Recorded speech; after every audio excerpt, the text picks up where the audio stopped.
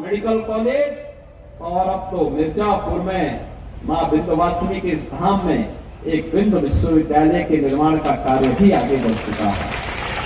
विंध्यवासिनी के नाम पर बनने वाला ये विश्वविद्यालय यहाँ के नौजवानों को एक पहचान भी देगा। कोई भी जाएगा उसके साथ मां विंध्यवासिनी की फोटो उसके साथ में, उसकी डिग्री के साथ में उन्हें आशीर्वाद देती हुई दिखाई दे रही है। यही तो विरासत का सम्मान है, यही है विरासत का सम्मान। यह मां विंध्यवासिनी का आशीर्वाद लगातार पिछले 5000 वर्षों से इस पूरे क्षेत्र वासियों के कुशल मंगल, उनके क्षेम और योग के लिए लगातार आशीर्वाद प्राप्त होता रहा है। अब उनकी डिग्री में भी मां विंध्यवासिनी का यह आशीर्वाद उनकी फोटो के साथ दिखाई देगा। वो जहां कहीं भी यहां का युवा जाएगा अपने साथ डिग्री को लेकर के जाएगा तो मां विंध्यवासिनी का आशीष उसके साथ में निरंतर बना रहेगा। आखिर यहाँ पे भारत सरकार टैंकर से पानी भेज रही थी, समाजवादी पार्टी सरकार टैंकर को लेने से इनकार कर दी थी। प्यासा यहां के लोगों को छोड़ा था। हमारे यहां पे मान्यता है कि प्याऊ लगाया जाता है लोगों को पानी देने पीने के लिए। कोई भी आ जाए, उसकी जाति, उसका मत, उसका मजहब नहीं पूछा जाता। हमारी योजनाओं का आधार किसी का चेहरा देख करके नहीं है। प्रधानमंत्री मोदी जी ने 2014 में एक ही मंत्र दिया था, सबका साथ, सबका विकास का, सबके विश्वास और सबके प्रयास का। हम तो उसी बात को लेकर के चले। हमने मकान देने में किसी का चेहरा नहीं देखा। हर जरूरतमंद को, हर गरीब को, हर किसान को, हर नौजवान को योजनाओं के साथ सीधे जोड़ने का कार्य हुआ।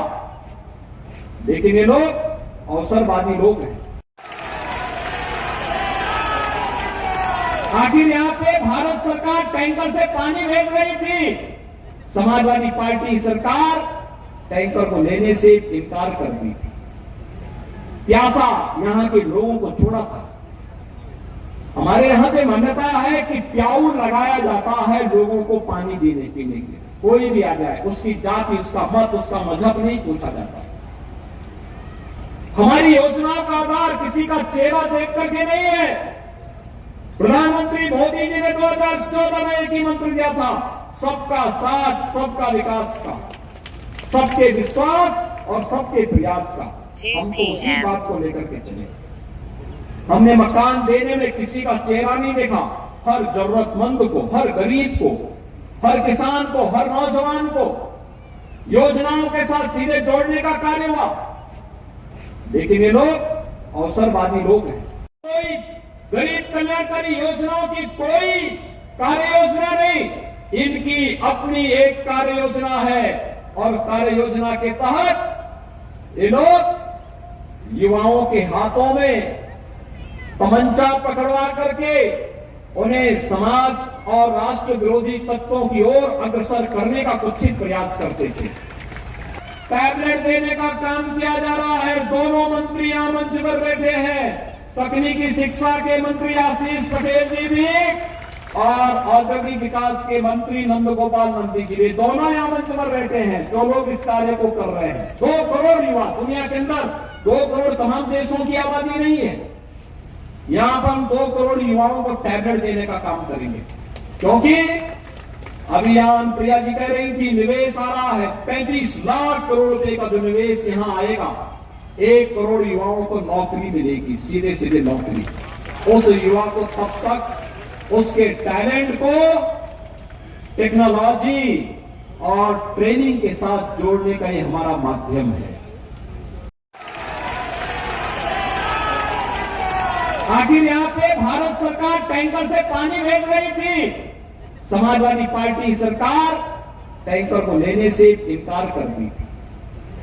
प्यासा यहां के लोगों को छोड़ा था।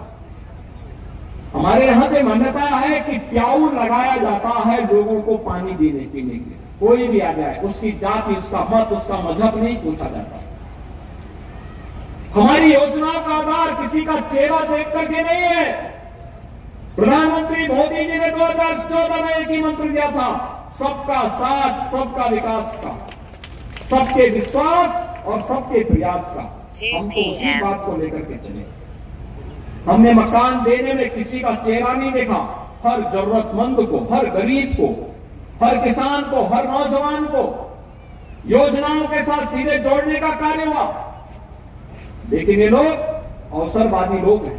कोई गरीब कल्याणकारी योजनाओं की कोई कार्य योजना नहीं, इनकी अपनी एक कार्य योजना है। और कार्य योजना के तहत ये लोग युवाओं के हाथों में तमंचा पकड़वा करके उन्हें समाज और राष्ट्र विरोधी तत्वों की ओर अग्रसर करने का कुत्सित प्रयास करते थे। टैबलेट देने का काम किया जा रहा है। दोनों मंत्री यहां मंच पर बैठे हैं, तकनीकी शिक्षा के मंत्री आशीष पटेल जी भी और औद्योगिक विकास के मंत्री नंदगोपाल नंदी जी भी, दोनों यहां मंच पर बैठे हैं जो लोग इस कार्य को कर रहे हैं। 2 करोड़ युवा, दुनिया के अंदर 2 करोड़ तमाम देशों की आबादी नहीं है। यहां पर हम 2 करोड़ युवाओं को टैबलेट देने का काम करेंगे, क्योंकि अभी यहां प्रिया जी कह रही थी निवेश आ रहा है। 35 लाख करोड़ रुपए का जो निवेश यहां आएगा, 1 करोड़ युवाओं को नौकरी मिलेगी, सीधे सीधे नौकरी। उस युवा को तब तक उसके टैलेंट को टेक्नोलॉजी और ट्रेनिंग के साथ जोड़ने का ये हमारा माध्यम है।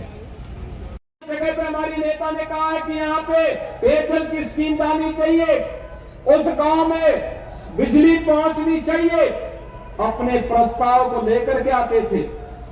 या फिर मिर्जापुर जनपद के अंदर 96 विधानसभा के अंदर वृद्धजनों की पेंशन की व्यवस्था हो, निराश्रित महिलाओं के पेंशन। लेकिन भाइयों बहनों, आज अत्यंत दुखद स्थिति है कि वे हमारे बीच में नहीं, और एक संवैधानिक प्रक्रिया के तहत हमें इस चुनाव में आपके बीच आना पड़ा। हम आज आपके बीच में आए हैं इस बात को लेकर के। मैं तो आभार व्यक्त करने के लिए आया था कि आपने विधानसभा चुनाव में 96 में श्री राहुल प्रकाश कोल को भारी बहुमत से विजयी बनाया। मुझे याद है